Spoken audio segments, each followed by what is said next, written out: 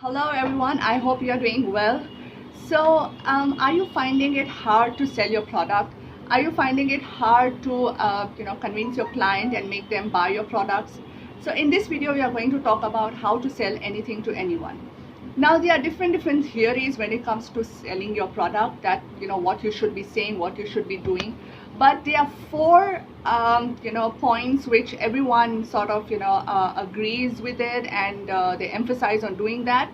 But I disagree to that. I do not agree with that, and I feel that that is the reason why you are not able to sell your products and your clients does not trust you. So let's talk about those 4 points and what do I instead believe. So number one is, people say don't sell logic and sell emotions, which I completely disagree with that, because I feel in today's scenario, in the era that we are living in, the generation that we are living in, people are exposed to a vast number of information, whether it comes to Google or even word to word. So it's very wrong to say that sell emotions and don't sell logic. Like, people are now people talk logic, and and especially the clients wants to know how a particular product is going to help me, how a particular service is going to help me. So if you say that I'm going to target the emotional attack and all that, they don't buy it, and that is why often your customer does not trust you with your product, because they feel that okay, there is no logic behind this. Okay, number two, don't let your prospect lead the conversation. Now, I do not believe in that, again, because I feel a business is all about serving your clients, serving people. So if you're not going to let your customer talk and explain what is it that they want, it's going to be a disaster. So you should let your customer, in fact, talk more. And a good business is the one that listens to their clients, and then work according to the client's need. So if you're going to say that don't let your leads take overpower the conversation, I don't believe in it. In fact, I feel let them talk as much as you can, because sometimes it helps you understand that where is the root cause and where do they come from, and that helps in building your service around there, or even customizing the product for them. Number three, push emotional triggers and find out where it hurts. Again, I feel that's a massive no.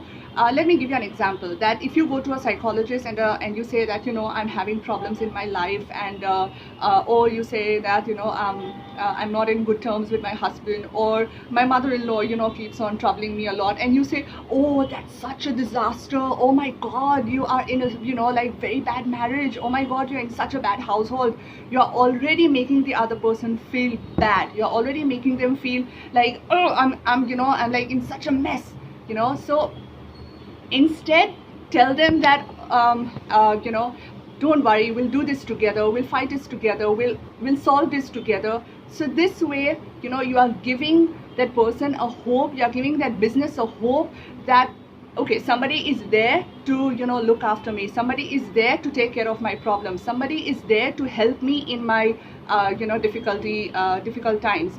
So again, let's take an example of a business that if a client comes to you and says, what, my sales are not happening, my employees are bad, they are not there is no teamwork, they are not bringing out the results, and you are like, oh my god, if that is the thing, then you have to, I mean, there might come a point where you have to shut down your business. Now imagine the pain that businessman or that that business will have, that I have built this with all my love and all my knowledge, money, or whatever, and now you are telling me that, I mean, you're giving me a bad news here, you're making me all the more miserable. So instead of that, you can say, okay, we got it, what the problem is, now let's work towards it. I'm sure we're going to do a great job, I'm sure together we're going to do a fantastic job. So this way the business feels there is hope, there is light at the end of the tunnel. Number four, use powerful words, build massive certainty inside the customer's mind. Now again, I don't believe in that. Sometimes a lot of jargon, a lot of fancy words can put your clients it can put off your clients. Instead, make it very simple. Okay, make it as simple as you're giving a baby food to a baby. It has to be so logical, so simple, so refined, so clear, that your clients, it's like in Hindi I can say utar jaye gale ke andar se, like you literally can digest what that person is saying. So again, I said that I do not believe in all this big fat English dictionary jargon that people use. In fact, often I have noticed that when they use such kind of fancy words and all that, it's just kind of putting off the client, it's just confusing the clients. At the end of the day, the client will end up asking you, so what are you going to do? So why do that? We are not here in some English competition. We are here to sell our products, and the more simple, the more easy you present your company details, your products, the more people will be able to identify it, the more the people will be able to relate to it, and the more you'll be able to have sales.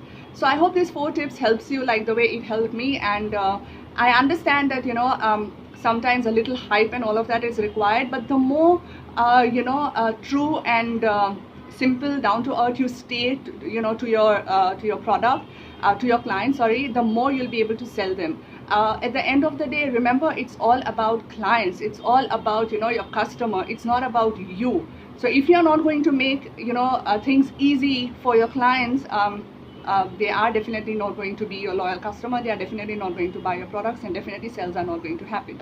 So I hope you have enjoyed this video. If you do, please don't forget to like, share, subscribe to my channel, and I'll see you in my next video soon. Thank you.